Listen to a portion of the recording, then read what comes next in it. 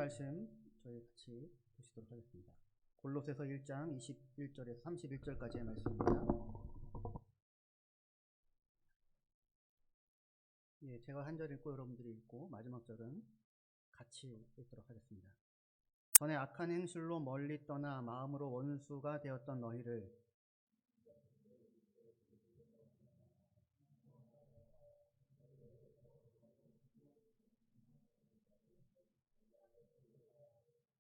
어, 23절 같이 읽겠습니다. 시작. 만일 너희가 믿음에 거하고 터 위에 굳게 서서 너희 들은 바 복음의 소망에서 흔들리지 아니하면 그리하리라. 이 복음은 천하 만민에게 전파된 바요 나 바울은 이 복음의 일꾼이 되었노라. 아멘. 네, 자리에 앉으십시오.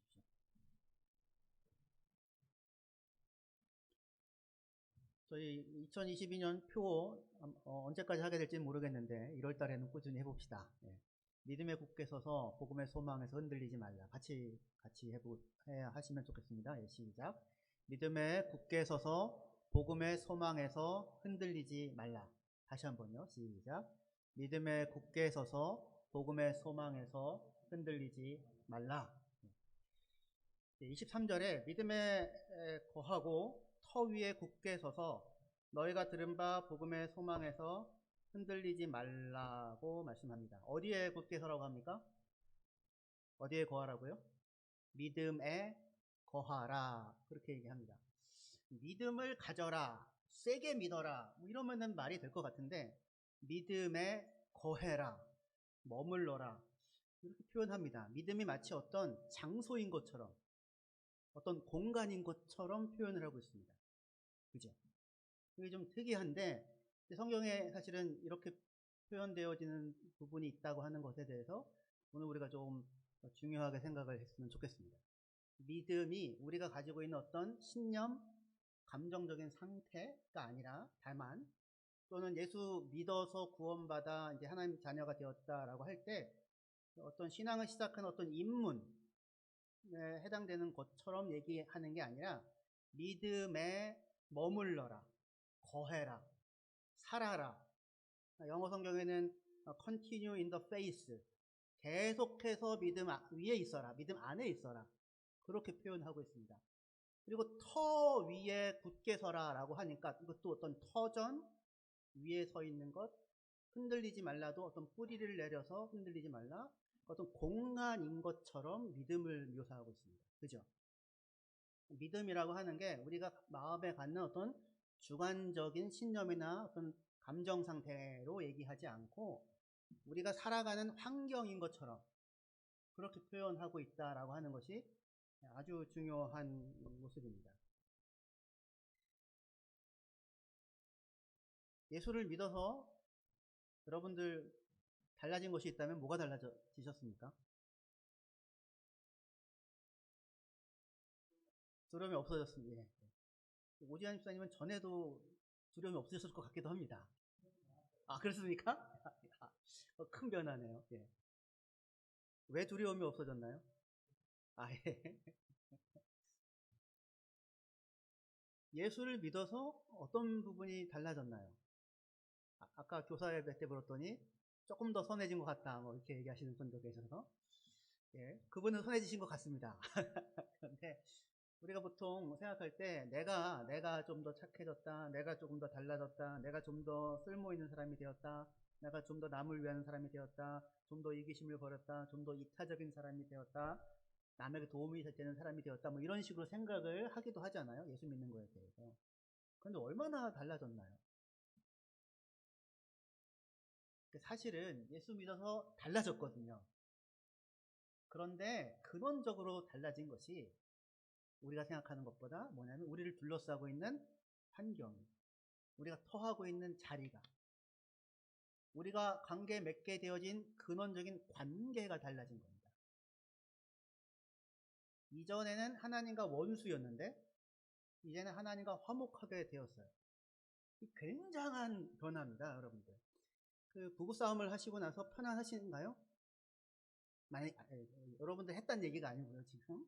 목사님 오늘 부부싸움 한 거 어떻게 하시고 저 그렇게 얘기하시나? 그거 아니고. 관계가 힘들면 같이 사는 게 힘들잖아요. 그러면 거기가 가족이 천국이 아니라 지옥 같을 수도 있죠. 그죠? 이 관계라고 하는 것이 인생 전체에 가장 큰 영향을 미치지 않습니까? 그런데 어떤 관계냐면 하나님과의 우리와의 관계가 달라졌어요. 이 모든 것이 달라진 겁니다. 이것이 달라졌다고 합니다. 그러니까 우리가 살아가는 세상, 우리가 터하고 있는 조건, 이 터 자체가 이제는 믿음 외에 서서 살아갈 수 있게 모든 것이 달라진 거예요.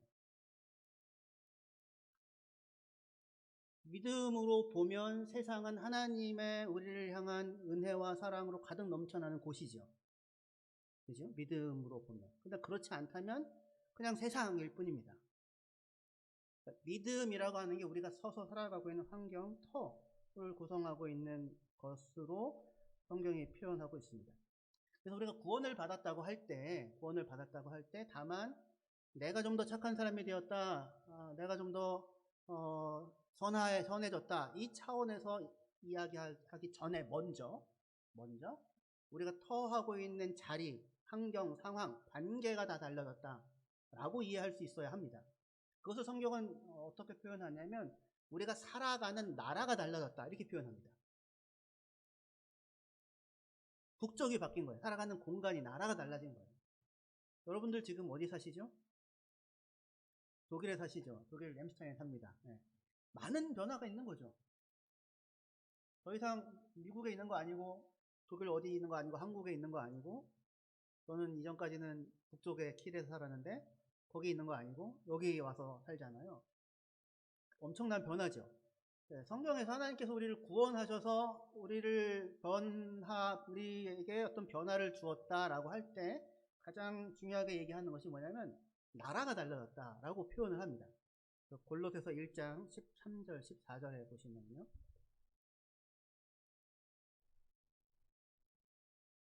여기 앞에 보시고 같이 읽으시면 좋겠습니다. 시작. 그가 우리를 흑암의 권세에서 건져내사 그의 사랑의 아들의 나라로 옮기셨으니 그 아들 안에서 우리가 속량 곧 죄사함을 얻었도다. 하나님께서 우리를 흑암의 권세에서, 어둠의 세상 나라에서 건져내서 옮기셨대요. 그죠? 트랜스퍼라고 하잖아요. 옮기셨대요. 어디로요? 그의 사랑의 아들의 나라로 옮겨 놓으셨습니다. 여러분들이 발 딛고 서 있는 터가 달라진 거예요. 둘러싸고 있는, 지배하고 있는, 관계 맺고 있는 모든 게 달라진 겁니다.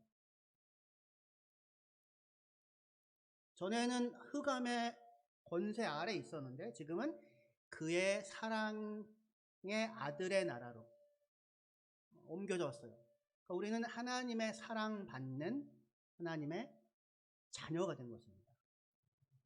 할렐루야. 근원적인 변화죠. 터가 달라져 있고 관계가 달라져 있습니다. 그래서 요 표현을 우리 다시 골로새서 우리 본문이요 1장 21절 22절에 보시면 이전에 악한 행실로 멀리 떠나 마음으로 원수가 되었던 너희를, 전에는 흑암의 권세에 있었었는데 그 얘기죠. 이제는 그의 육체의 죽음으로 말미암아, 예수님의 십자가로 말미암아 화목하게 하여, 하나님과 화목하게 하여서 너희를 거룩하고 흠없고 책망할 것이 없는 자로 그 앞에, 하나님 앞에 세우고자 하셨다라고 표현합니다. 그죠? 전에는 흑암의 권세 아래 있었는데 이제는 거기서 우리를 하나님이 그의 육체의 죽음으로, 예수의 십자가의 죽음과 부활로 거기서 건져내어서 하나님과 어떻게 하게 되셨대요? 화목하게 하셨다라고 얘기하고 있습니다. 이전에는 하나님의 진노 가운데 있었어요. 근데 그걸 모르죠. 어떤 상황 가운데 있었는지. 이전에는 하나님과 원수 되었다고 표현해요. 하나님과 대적이었다고요.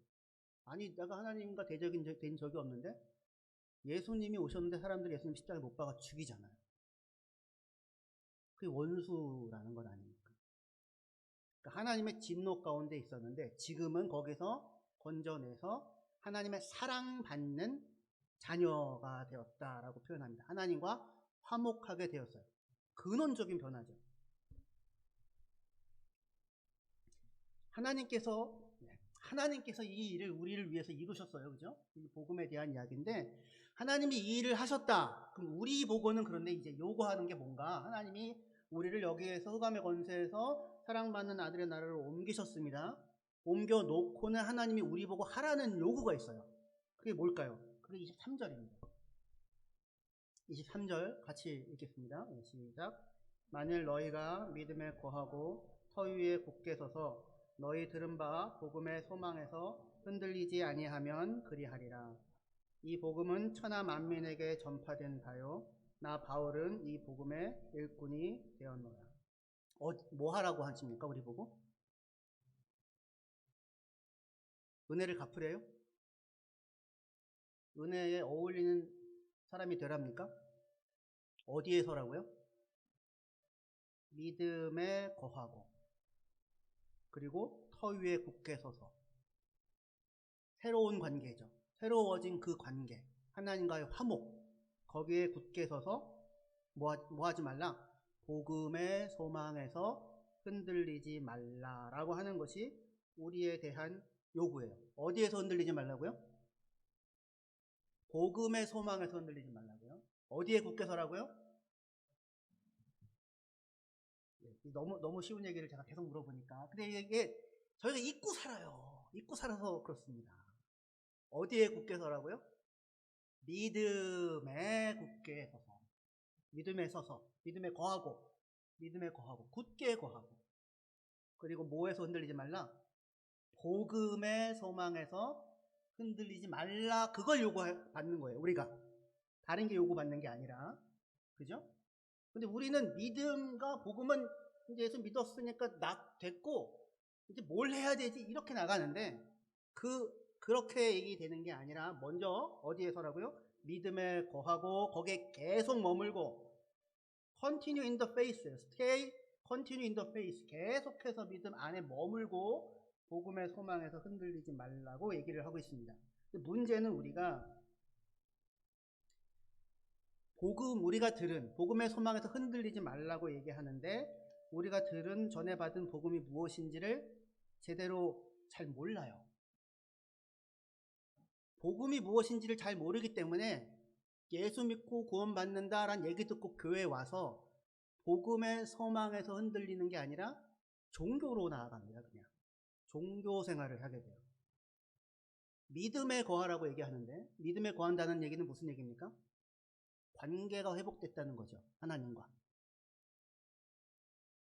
믿음은 신뢰의 문제잖아요. 신뢰, 관계. 하나님과 이제 서로가 서로를 신뢰할 수 있게 돼서 신뢰가 회복됐어요. 죄라는 건 그 신뢰가 깨어지는 겁니다. 하나님과 우리 사이에 두려움이 있었는데 예수의 십자가로 말미암아 죄 문제가 해결되어서 우리가 이제 하나님과 사이에 관계가 회복되었어요. 믿음에 거한다는 얘기는 뭐냐면 그 회복된 관계 안에 거하라는 거예요. 그 회복된 관계를 누려가라는 겁니다. 그런데 그 회복된 관계, 하나님의 사랑받는 자녀가 되었다는 거잖아요.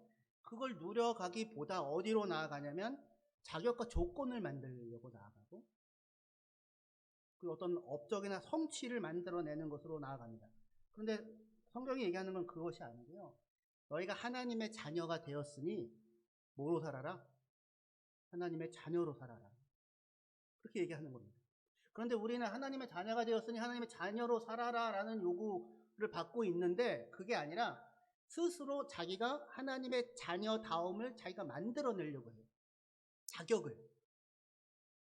그의 사랑의 아들의 나라로 옮겨 놓았으니 하나님을 신뢰하고 그의 사랑받는 자녀로 살아가라 라고 성경이 얘기하는데 그런데 사랑받을 만한 자격을 자기가 만들려고 애를 쓴다. 그래서 나름의 기준을 만듭니다. 사랑받을 만한 어떤 기준. 나름의 기준을 만들고 그것을 지켜내면 자기 만족을 갖고 그것에서 못 미치면 자기 비하에 빠지고 그리고 그 기준으로 그것을 하는 것 같아 보이는 사람과 그렇지 못한 사람을 평가하고 살아가게 돼요. 복음으로 은혜로 아무 자격도 조건도 없는 나를 하나님이 받아들이셨는데 복음 안에 은혜 안에 들어온 사람으로서 뭘 하고 있냐면 끊임없이 자기를 나름의 기준을 가지고 비하를 하든지 정죄를 하든지 다른 사람을 평가하든지 하고 있는 겁니다. 다시 종교로 돌아가는 거예요.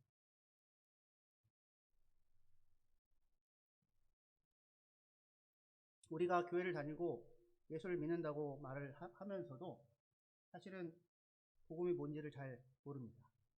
복음을 알려고 하지도 않고 덮어놓고 예수를 믿어요. 열심히 믿습니다. 근데 복음이 뭔지는 몰라요. 예수를 믿는다고 말을 하는데 예수 믿어 구원 받는다는 걸 안 믿어요. 그래가지고 자기가 자기를 구원하려고 합니다. 아니, 말은 예수를 믿어 구원 받는다고 얘기를 하잖아요. 믿음으로 구원을 받았다. 하나님의 은혜로 우리를 구원하셨다라고 고백하면서도 자기가 자기를 구원하려고 애를 쓰면서 신앙생활, 아니 종교생활을 열심히 하는 거죠. 그리로 돌아가지 말라고 얘기합니다. 거기서 건져내셨거든요. 예전에 제가 자전거 펑크가 여러 번 나가지고 펑크를 여러 번 떼운 적이 있습니다. 앞바퀴는 여러 번 떼어봤는데 뒷바퀴가 펑크가 났었어요. 뒷바퀴는 처음 갈아보는 거였는데 그 제가 타고 다니던 자전거가 굉장히 좋은 자전거여서 기아가 막 18단 이런 거 있잖아요. 20몇 3단 뭐 이런 거요. 그래서 기아가 잔뜩 달려있는 겁니다. 근데 이제 그 펑크난 거를 떼우려면 펑크난 튜브를 빼가지고 뭐 떼울 수도 있지만 이게 새로 교체해야 될 것 같은 그런 상황이었어요. 그래서 튜브를 빼내고 새 튜브를 꽂으면 되는 거죠. 끼워 넣으면. 그죠? 되게 단순한 일입니다. 그런데 기아가 너무 많아가지고 바퀴 전체를 다 떼어내는 것을 제가 이거 너무 힘들겠다 그런 생각이 들어서 어떻게 해서든지 그냥 그거를 그대로 놔두고 최소한으로 살짝만 뭔가를 드러내서 튜브를 빼내고 튜브를 꽂으면 되겠다고 생각해서 그걸 해봤습니다. 2시간 동안 정말 땀 뻘뻘 흘리면서 낑낑 맸는데 안 되더라고요. 힘을 쓰고 애를 쓰고 했는데도. 그래서 결국에는 바퀴를 그냥 다 떼내자 생각하고 바퀴를 떼냈어요. 생각보다 쉽더라고요. 안 복잡하더라고요. 그게 그냥 되게 단순한 거였어요. 근데 지레 겁이 나가지고 그게 다 저기 뭐죠? 이 기아들이 다 빠져나가면 어떡하지? 뭐 이런 생각 때문에 그걸 못하고 막 그냥 끙끙 매고 막 2시간 동안 땀 뻘뻘 흘리면서 못했다가 그냥 바퀴를 떼어내겠다고 생각하고 떼어내보니까 쉽게 빠지더라고요. 그래서 이제 튜브를 빼고 튜브를 갈았습니다. 야, 됐다. 그리고 자전거를 딱 타는데요. 제가 억지로 끙끙 대면서 막 그걸 빼고 끼고 하려고 했었잖아요. 그 힘쓰는 과정에서 자전거 바퀴 휠이 조금 미세하게 휘었어요. 그러자 무슨 일이 생길까요? 제가 자전거를 타는데 앞으로 갈 때 띠끄덕 띠끄덕 이렇게 되는 거예요. 천천히 갈 때는 큰 그렇게 불편함은 없습니다. 근데 언덕을 내려갈 때는 속도가 나면 막 뒷바퀴가 흔들리는 겁니다. 위험하더라고요. 우리들이 신앙생활을 그렇게 합니다. 우리가 사실은 전해받은 복음이 있잖아요. 복음이 무엇인지를 잘 배워서 알고 그것을 따라 생활하면 되는데 그게 아니라 내 나름의 생각, 나름의 경험, 나름의 기준을 가지고 이렇게 하면 되겠다고 끙끙 매면서 힘을 쓰는 겁니다. 애도 쓰고 노력하고 시간 쓰고 그런데 자기의 삶의 척추가 비틀어져 버리는 그런 일들이 얼마든지 있을 수 있는 거예요. 그러니까 필요한 것은 자기가 생각하는 나름의 기준을 놓고 그것에 내가 어떻게 하면 맞춰 살까라고 하는 거는 다 내 기준이잖아요. 내가 생각하는 거잖아요. 내 경험이고 내 판단이잖아요. 그죠? 자기 갱신 프로그램을 스스로 열심히 하는 게 아니라 필요한 것은 복음이 뭔지를 알아야 하는 겁니다. 복음이 무엇인지, 하나님이 무엇을 하셨는지, 하나님이 우리를 위해 행하신 일이 무엇인지를 그거를 알아야 하는 거예요. 그래서 골로새서 1장 23절 다시 한번 보겠습니다. 예, 다시 같이 한 목소리로 읽으시면 좋겠습니다. 예, 시작. 만일 너희가 믿음에 거하고 터 위에 굳게 서서 너희 들은 바 복음의 소망에서 흔들리지 아니하면 그리하리라. 이 복음은 천하 만민에게 전파된 바요 나 바울은 이 복음의 일꾼이 되었노라. 하고 있습니다. 어디에서 흔들리지 말라고 얘기하냐면 복음의 소망에서 흔들리지 말라고 합니다. 근데 여기 우리가 그냥 읽으면서 놓쳐버리는 문구가 있는데요. 복음의 소망에서 흔들리지 말라.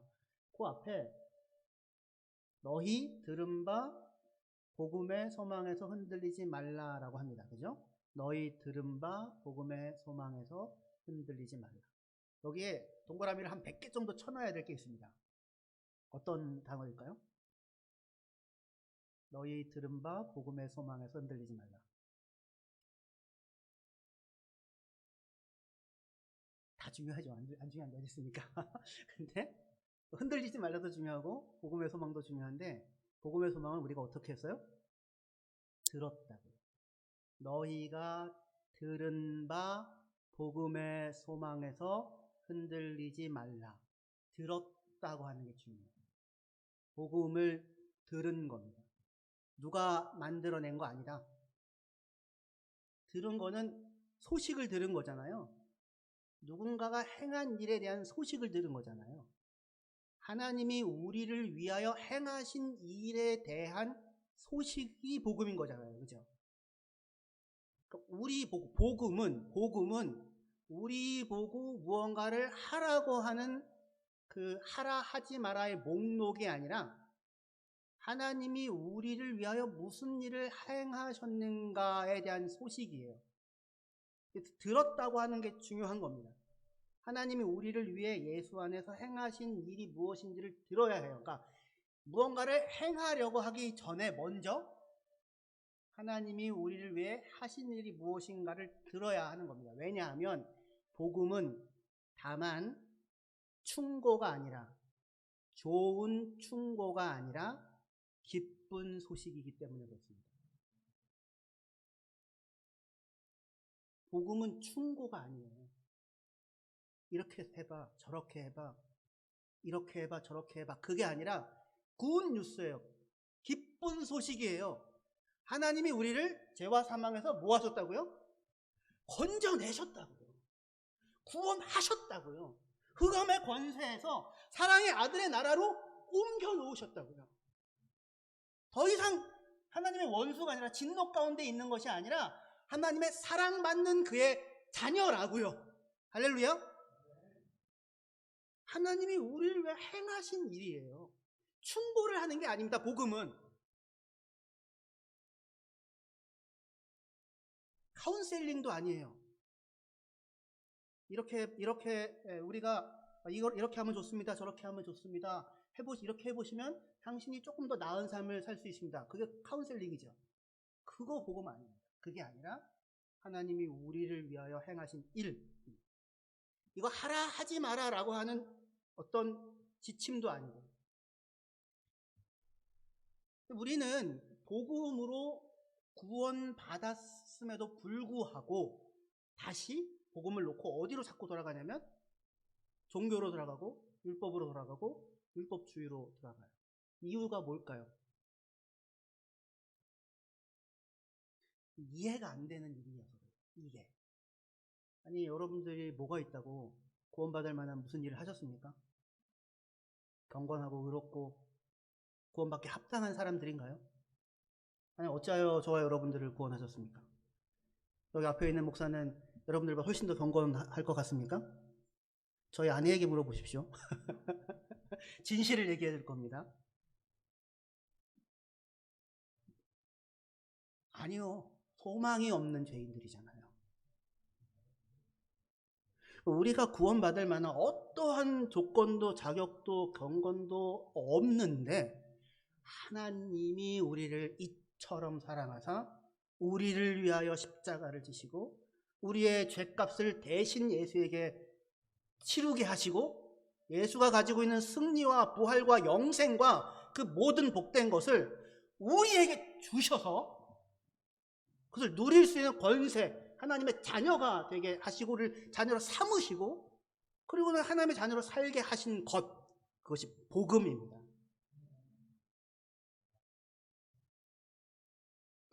은혜의 복음입니다. 그래서 은혜의 복음. 사도행전 20장 24절에 바울이 이 은혜의 복음을 전하려 함에 있어서는 내 생명을 조금도 귀한 것으로 여기지 아니하노라. 은혜에 마주친 자가 자기의 생명을 조금도 귀한 것을 여기지 않고 내어줄 수가 있는 거예요. 다른 게 아니라. 그래서 골로새서 1장 6절에 이렇게 얘기합니다. 이 복음이 이미 너희에게 이르매 너희가 듣고 참으로 하나님의 은혜를 깨달은 날부터 너희 중에서와 같이 또한 온 천하에서도 열매를 맺어 자라는도다. 복음을 뭐라고 얘기해요? 하나님의 은혜를 깨달았다. 복음이 너희에게 이르렀다는 말이 바꿔 쓴 게 뭐냐면 하나님의 은혜를 너희가 깨달은 날부터.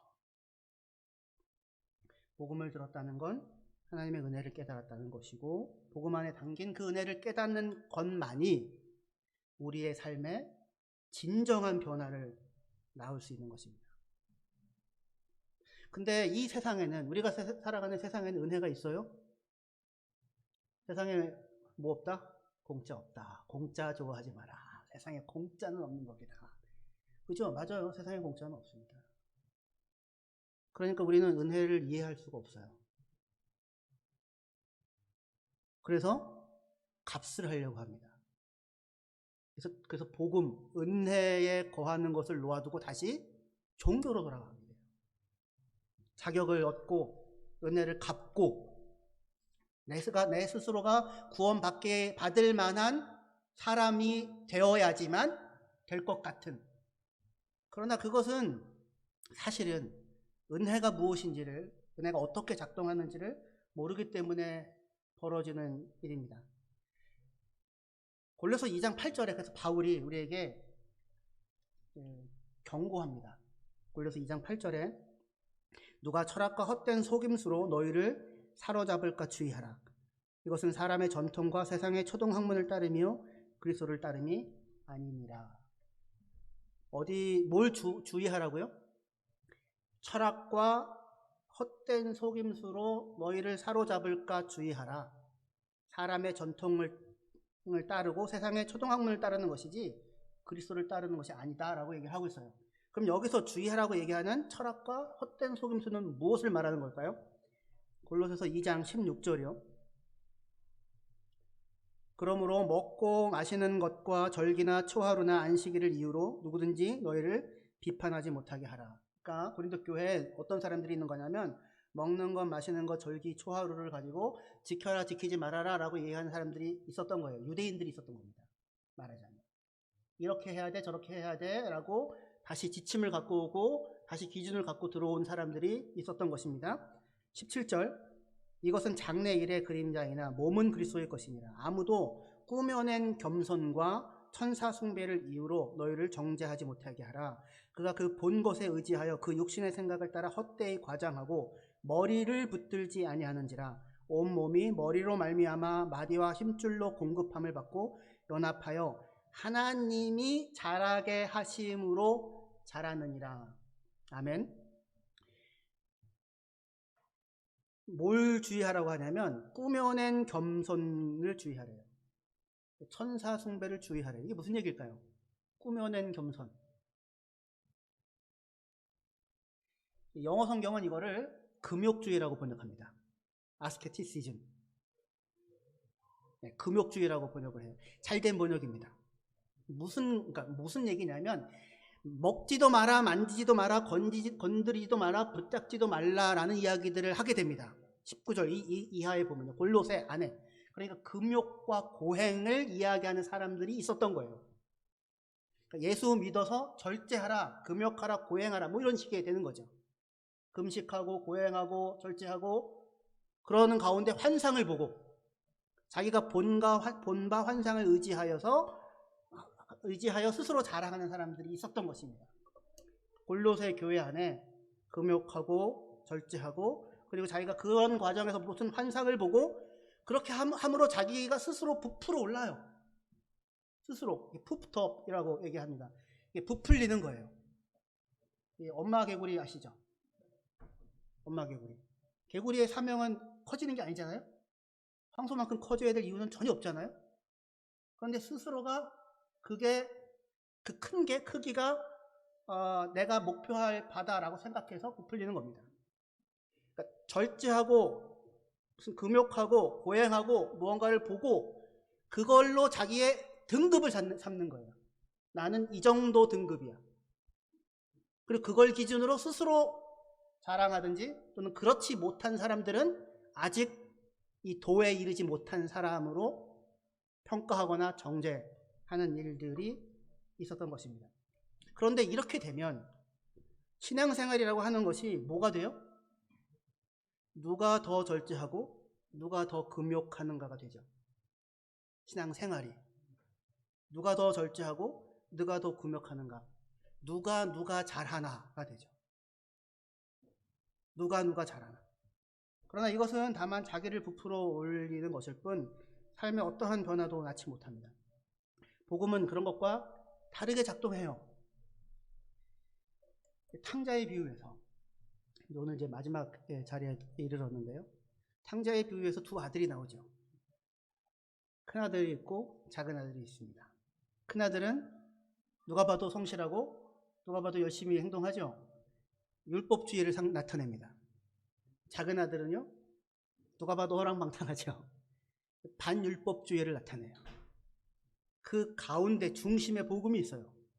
그 복음 안으로 불러들이는 겁니다. 큰아들은 아버지의 명령을 어김없이 지금까지 아버지를 섬겨왔죠.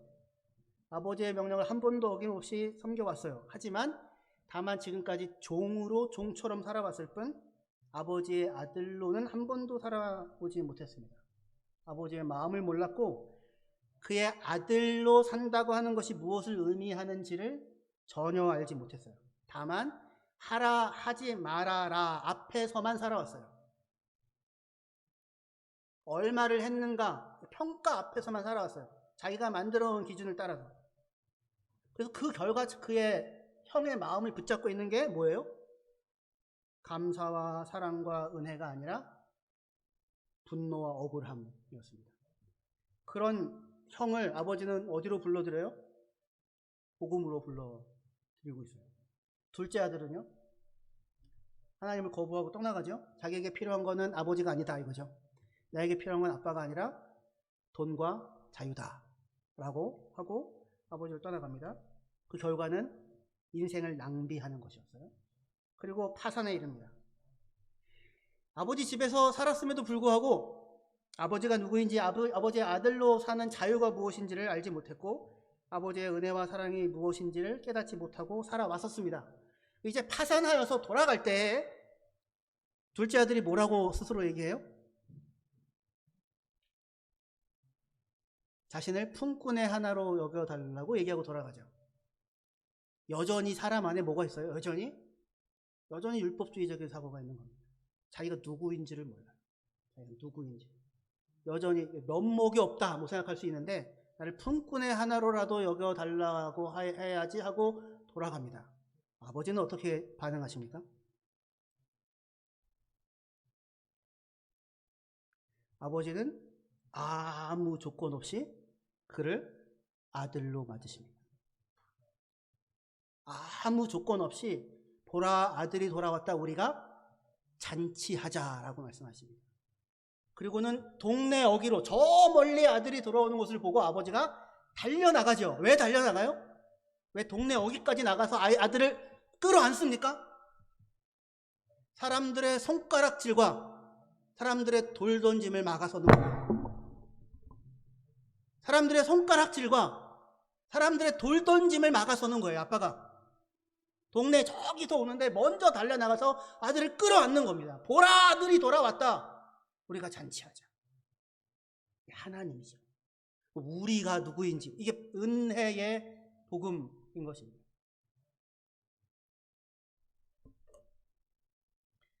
더 이상 종이 아니고요. 더 이상 품꾼이 아닙니다. 누가 잘하나를 하고 계시지 마십시다. 서로가 서로에 대하여, 자기가 자기에 대하여 하나님께서 우리를 사랑하십니다. 할렐루야. 여러분들의 자녀들이, 저는 아이가 셋이잖아요. 누가 잘하나요? 누가 잘하다가 아니고요. 안타깝고 사랑받는 자녀들이죠. 하나님께서 우리를 사랑하십니다. 하나님의 사랑받는 그의 자녀들입니다. 존재 자체로. 이 믿음에 굳게 서서 복음의 소망에서 흔들리지 아니하는 사람들로 이 땅을 살아갔으면 좋겠습니다.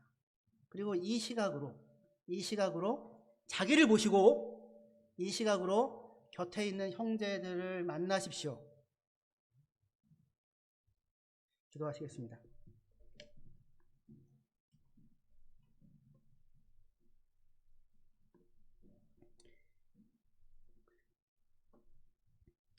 하나님 아버지 은혜와 사랑을 감사합니다.